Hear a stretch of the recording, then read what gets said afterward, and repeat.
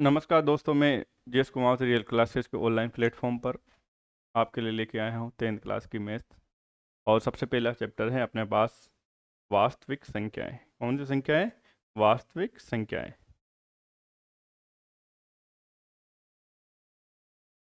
वास्तविक संख्याएं।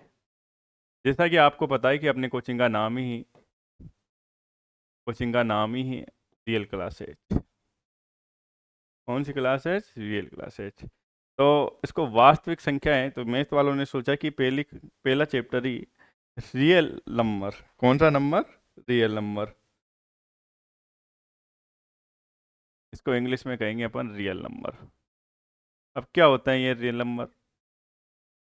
परमेय तथा अपरमेय संख्या के समूह को कहा जाता है रियल नंबर। वास्तविक संख्याएं हैं। अब बात करते हैं परमेय और अपरमेय संख्याओं की। इसकी बात करते हैं अपन परमेय तथा अपरमेय संख्याओं की। अब देखो ये परमेय संख्याएं।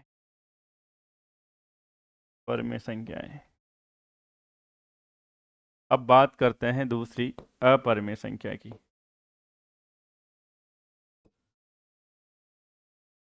अपरमेय संख्या की। संख्या परमेय संख्या वे संख्याएं जिनको अपन किसके रूप में लिख सकते हैं? पी अपॉन क्यू के रूप में लिख सकते हैं, जहाँ पे क्यू का मान क्या नहीं होना चाहिए? 0 के बराबर। या अपन कह सकते हैं कि वे संख्याएं जिनका दशमलव प्रसार या तो क्या होना चाहिए? शांत, या क्या होना चाहिए? अशांत आवर्ती का। अशांत आवर्ती। आवर्ती। उन संख्याओं को क्या कहेंगे अपन? परमेय संख्याएं। अब बात करते हैं कौन सी संख्याओं की? अपरमेय संख्याएं। वे संख्याएं जिनको किसके रूप में निर्धारित नहीं कर सकते हैं? पी बटा क्यू के रूप में निर्धारित नहीं कर सकते हैं। उन संख्याओं को क्या कहेंगे अपन? उन संख्याओं को क्या कहेंगे? अपरमेय संख्याएं। कौन सी संख्याएं? अपरमेय संख्याएं। अपरमेय संख्याएं। अब देखो, सबसे अच्छी बात यह है कि अपरमेय संख्याओं के लिए या तो अपन कह सकते हैं कि इनका जो दशमलव प्रसार है ना, वो कौन सी किसका होना चाहिए? अशांत अनावर्ती का। किसका होना चाहिए? अशांत अनावर्ती। क्या होना चाहिए? अशांत अनावर्ती। क्या होना चाहिए? अशांत अनावर्ती। अब देखो यहाँ से अपन बात करते हैं, जैसे मान लो यहाँ पे अपरमेय संख्या सबसे बढ़िया तरीका है कि आप जितनी भी संख्या हैं किस में आती हो? रूट में। और उनका अपन क्या फाइंड आउट नहीं कर सकते हो? वर्गमूल। क्या फाइंड आउट नहीं कर सकते हैं? वर्गमूल। उन संख्याओं को क्या कहेंगे अपन? अपरमेय संख्या हैं। कुल मिला के बात ये कह सकते हैं कि अभाज्य संख्याओं का, कौन सी संख्याओं का? अभाज्य संख्याओं का। अभाज्य संख्याओं का जो वर्गमूल होता है उनको क्या कह सकते हैं अपन? अपरमेय संख्या है। और अपरमेय संख्याओं के अंदर अपन ले सकते हैं पाई को, ले सकते हैं ई को, ले सकते हैं। और इस पाई का मान एक क्या होता है? 22/7। इन संख्याओं को या अंडर रूट 2 ले सकते हैं, अंडर रूट 5 ले सकते हैं, अंडर रूट 7 ले सकते हैं। ये दो कौन सी संख्या होती है? अभाज्य संख्याएं। कौन सी संख्या होती है? अभाज्य संख्याएं। और ये 7 कौन सी संख्या होती है? 7 भी कौन संख्या होती है? अभाज्य संख्याएं। तो दोनों संख्याओं के मिश्रण को अपन क्या कहेंगे? वास्तविक संख्या है। कौन संख्या है? वास्तविक संख्याएं। अब इस चैप्टर में अपन पढ़ेंगे सबसे पहले भाज्य संख्याओं का। कौन सी संख्याओं का? भाज्य संख्याओं का क्या ज्ञात करना? गुणनखंड ज्ञात करना। क्या ज्ञात करना? गुणनखंड ज्ञात करना। क्या सीखेंगे अपन? गुणनखंड ज्ञात करना। क्या सीखेंगे? गुणनखंड ज्ञात करना। अब देखो यहाँ से जैसे क्वेश्चन आ जाए तुम्हारे एग्जाम में एक नंबर का 140 के, किसके? 140 के अभाज्य गुणनखंड ज्ञात कीजिए। क्या क्वेश्चन आ जाए? 140 के अभाज्य गुणनखंड ज्ञात कीजिए। 140 के अभाज्य गुणनखंड ज्ञात कीजिए। कौन से गुणनखंड ज्ञात कीजिए? अभाज्य गुणनखंड ज्ञात कीजिए। गुणनखंड ज्ञात कीजिए। तो दोस्तों आपको कुछ करना नहीं है। देखो यहाँ पे बहुत सारे मेथड होते हैं, आपको क्वेश्चन करने 140 हल लगा के लिखो, और इधर देखो ऐसा टेबल बनाओ, और यहाँ 140, और सबसे पहले सबसे छोटी अभाज्य संख्या कौन सी होती है? 2। कौन सी होती है? 2। कौन सी होती है? 2। अब देखो यहाँ से सबसे पहले 2 का भाग लगाओ। अगर 2 से विभाजित नहीं हो तो 3 का लगाओ, 3 से नहीं होती तो 5 का लगाओ, 5 से नहीं होती तो 7 का लगाओ, 7 से नहीं होती तो 11 का, 11 से नहीं होती तो 13 से, 13 से नहीं होती तो 17 से, 17 से नहीं होती तो 19 से, 19 से नहीं हो तो 23 से, 23 से नहीं हो तो 29 से, 29 से नहीं हो तो 31 से, 31 से नहीं हो तो 37 से। इस प्रकार अपने को अभाज्य संख्याएं भी याद रखनी है, कम से कम 50 तक अभाज्य संख्याएं याद रखें। अब जैसे सबसे पहले आप 2 से विभाजित करो। अब 2 से अगर विभाजित हो जाता है तो देखो यहाँ से हो रहा है ना, यहाँ पे अगर आपको यहाँ भाग देना नहीं आता है तो आप ऐसे भी भाग दे सकते हो।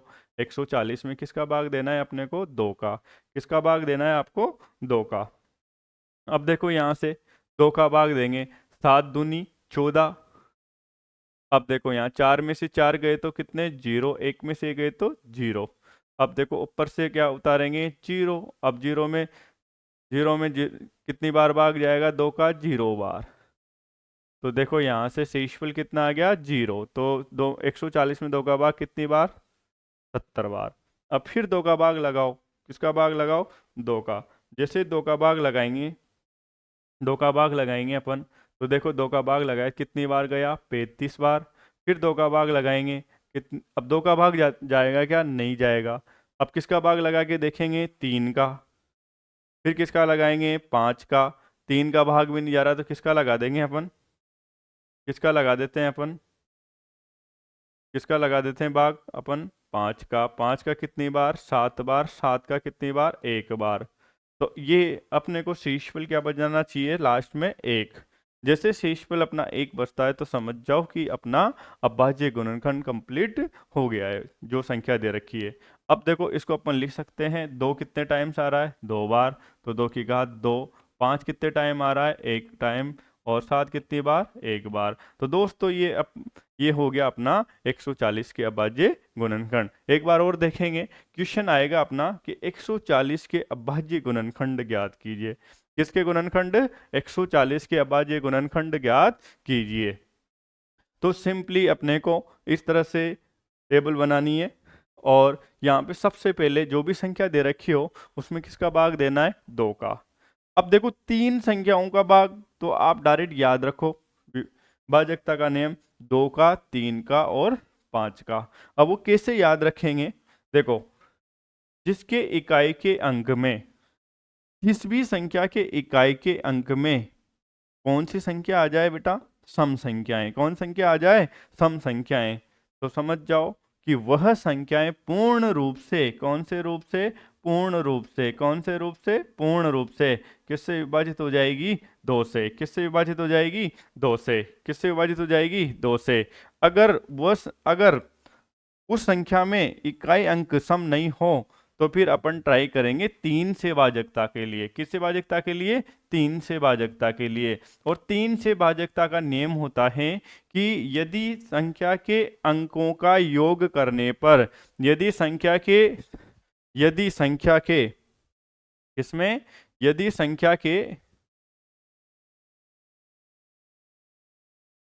संख्या के अंकों का योग करने पर जो भी संख्या आए वो किसके पहाड़े में आ जाए या किसकी टेबल में आ जाए? 3 की टेबल में, या उस संख्या में। किस संख्या में? उस संख्या में 3 का भाग पूरी पूरी बार चला जाए तो अपन कह सकते हैं, अपन क्या कह सकते हैं कि उस संख्या में वो संख्या किससे विभाजित होगी बेटा? 3 से विभाजित होगी। किससे विभाजित होगी?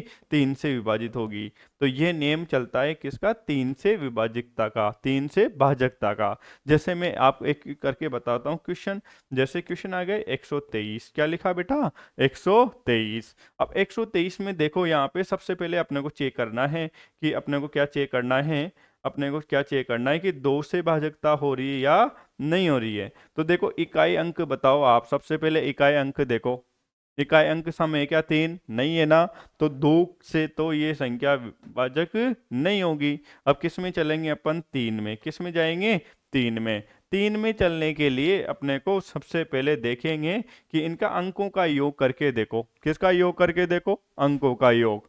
अंकों का योग करेंगे तो 123 है अपने पास। तो देखो 1 + 2 + 3, 1 + 2 + 3, तो टोटल अंकों का योग किया तो टोटल अंकों का योग कितना हो गया? 6।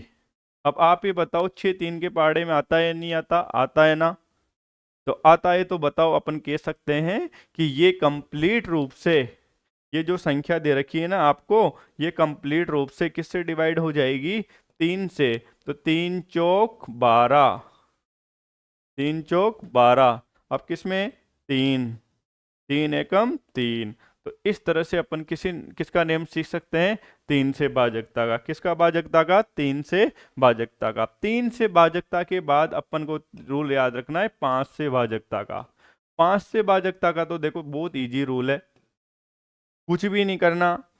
आपको जब भी संख्या आ जाए, तो आपको जब भी संख्या आ जाए तो उसमें आप एक चीज देखो, इकाई का अंक। कौन सा अंक? इकाई का अंक। कौन सा अंक? इकाई के अंक में। किसमें? अंक में। इकाई के अंक में। इकाई के अंक में 11 हो 5, तो समझ जाओ उस संख्या में किसका भाग जाएगा? 5 का। किसका जाएगा? 5 का। किसका जाएगा? 5 का। किसका जाएगा? 5 का। तो देखो इस प्रकार से कम 3 संख्याओं का भाजकता का नियम याद रखना है। पहला बताया था मैंने 2 से भाजकता। क्या बताई थी मैंने? 2 से भाजकता। 2 से भाजकता में क्या याद रखना है बेटा? कि इकाई अंक में। कौन से अंक में? इकाई अंक में। कौन से अंक में? इकाई अंक में। इकाई अंक में क्या होना चाहिए? सम संख्या। क्या होनी चाहिए? सम संख्या। दूसरा क्या बताया था मैंने? 3 से भाजकता। ये भाजकता का नेम याद रखोगे ना तो अपने को बहुत ज़्यादा हेल्प मिलेगी क्या निकालने में? अभाज्य गुणनखंड ज्ञात करने में। क्या निकालने में? अभाज्य गुणनखंड ज्ञात करने में। तो 3 से भाजकता का नेम क्या बताया था? कि यदि अंकों का योग, अंकों के अंकों के योग में, इसमें बेटा अंकों के योग में किसका भाग चला जाए? पूरी बोरी बार 3 का भाग चला जाए। किसका भाग चला जाए? 3 का भाग चला जाए। तो उस 3 का भाग चला जाए तो अपन कहेंगे कि जो दी गई संख्या है वो पूर्ण रूप से किससे विभाजित होगी? मतलब किसका भाग जाएगा? 3 का भाग जाएगा। किसका भाग जाएगा? 3 का भाग जाएगा। अब बात करते हैं 5 से भाजकता की। किसकी बात करते हैं? 5 से भाजकता की। 5 से भाजकता के लिए मैंने क्या बताया आपको? 5 से भाजकता के लिए मैंने बताया कि इकाई अंक। कौन सा अंक?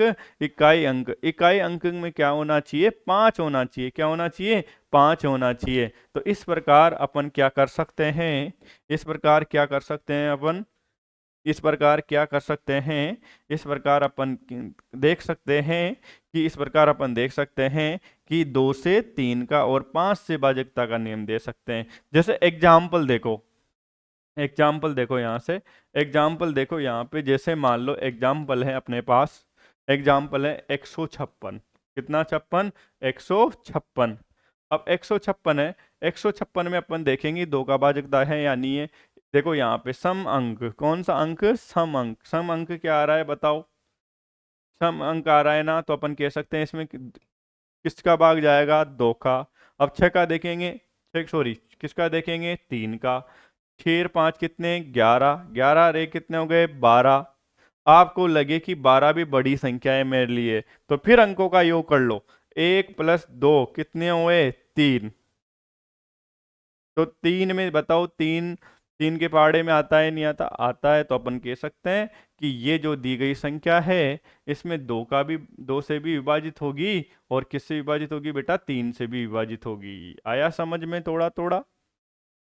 तो देखो यहाँ से इस प्रकार अपन अगर भाजकता का नियम सीखते हैं, किसका नियम सीखते हैं? भाजकता का। तो अपने को इससे किस में बहुत ज़्यादा हेल्प मिलेगी? अभाज्य गुणनखंड में। किस में मिलेगी? अभाज्य गुणनखंड में। किस में मिलेगी? अभाज्य गुणनखंड में हेल्प मिलेगी।